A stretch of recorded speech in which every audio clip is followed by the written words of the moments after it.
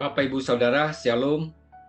Sebelum kita membaca firman Tuhan dan merenungkannya pada hari ini, marilah kita berdoa. Terima kasih Tuhan untuk kesempatan di mana kami akan membaca firman Tuhan dan merenungkannya hari ini. Pimpinlah kami semua ya Tuhan. Di dalam nama Tuhan Yesus kami berdoa dan mengucap syukur. Amin.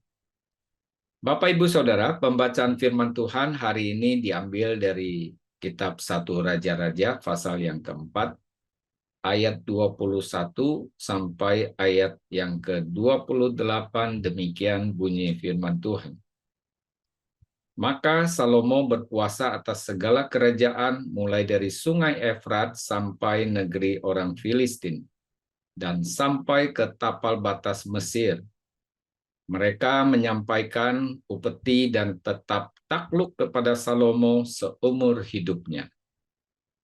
Adapun persediaan makanan yang diperlukan Salomo untuk sehari ialah 30 kor tepung yang terbaik dan 60 kor tepung biasa, 10 ekor lembu gemukan dan 20 lembu gembalaan dan 100 ekor domba, belum terhitung rusa kijang, rusa dandi, dan gangsa piaraan. Sebab ia berkuasa atas seluruh tanah di sebelah sini, sungai Efrat, mulai dari Tifsa sampai ke Gaza. Dan atas semua raja di sebelah sini, sungai Efrat, ia dikaruniai damai di seluruh negerinya. Sehingga orang Yehuda dan orang Israel diam dengan tentram, masing-masing di bawah pohon anggur dan pohon aranya, dari Dan sampai Berseba seumur hidup Salomo.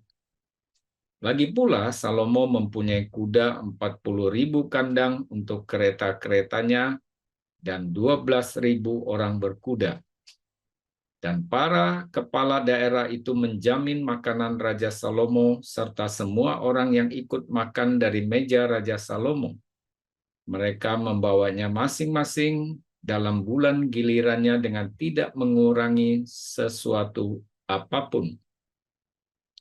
Jelai dan jerami untuk kuda-kuda biasa dan kuda-kuda teji dibawa mereka ke tempat yang semestinya, masing-masing menurut tanggungannya. Amin. Bapak, Ibu, Saudara, bagian firman yang kita baca diberikan judul oleh Lembaga Alkitab Indonesia, Kebesaran Salomo. Dari pembacaan ini kita melihat betapa Salomo berkuasa atas segala kerajaan dan apa yang diperlukan, semua persediaan tersedia dengan berlimpah dalam kehidupan Raja Salomo. Bapak, Ibu, Saudara, di dalam satu Raja-Raja pasal yang ketiga, kita membaca bahwa sesungguhnya apa yang diterima oleh Raja Salomo, kebesaran Salomo, itu adalah karena berkat Tuhan. Di dalam satu Raja-Raja pasal 3, yaitu satu pasal sebelumnya, dalam ayat yang kelima, firman Tuhan berkata, di Gibeon itu Tuhan menampakkan diri kepada Salomo dalam mimpi pada waktu malam. Berfirmanlah Allah, mintalah apa yang hendak kuberikan kepadamu. Nah, saudara-saudara, kemudian apa jawab Salomo? Ayat 9, Salomo berkata demikian, berikanlah kepada hambamu ini hati yang faham menimbang perkara untuk menghakimi umatmu, dengan dapat membedakan antara yang baik dan yang jahat. Sebab siapakah yang sanggup menghakimi umatmu yang sangat besar ini? Lalu adalah baik di mata Tuhan bahwa Salomo meminta hal yang demikian. Jadi berfirmanlah Allah kepadanya, oleh karena engkau telah meminta hal yang demikian dan tidak meminta umur panjang atau kekayaan atau nyawa musuhmu, melainkan pengertian untuk memutuskan hukum, maka sesungguhnya aku melakukan sesuai dengan permintaanmu itu. Sesungguhnya aku memberikan kepadamu hati yang penuh hikmat dan pengertian, sehingga sebelum engkau tidak ada seorang pun seperti engkau, dan sesudah engkau takkan bangkit seorang pun seperti engkau. Dan juga apa yang tidak kau minta aku berikan kepadamu, baik kekayaan maupun kemuliaan, sehingga sepanjang umurmu takkan ada seorang pun seperti engkau di antara raja-raja. Oleh karena berkat Tuhan inilah, maka kita membaca di dalam 1 Raja-Raja pasal 4 tentang kebesaran Salomo. Bapak, Ibu, Saudara, apa yang berkenan di hadapan Tuhan diminta oleh Salomo adalah supaya dia dikaruniakan hikmat bijaksana untuk dapat menghakimi dengan benar. Artinya menegakkan kebenaran sesuai dengan hikmat Tuhan sendiri. Di dalam Perjanjian Baru, Matius 6 ayat 33 mengatakan, "Tetapi carilah dahulu kerajaan Allah dan kebenarannya, maka semuanya itu akan ditambahkan kepadamu."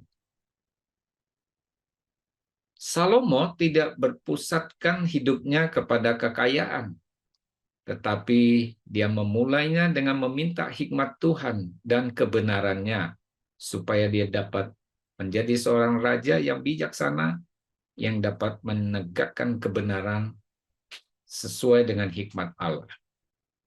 Bagi kita sekalian, yang menjadi perenungan kita pada hari ini adalah, apakah hidup kita berpusat kepada hal-hal duniawi, atau kita bergantung kepada Tuhan, hidup berkenan di hadapan Tuhan, dan melakukan segala sesuatu di dalam kebenaran Tuhan.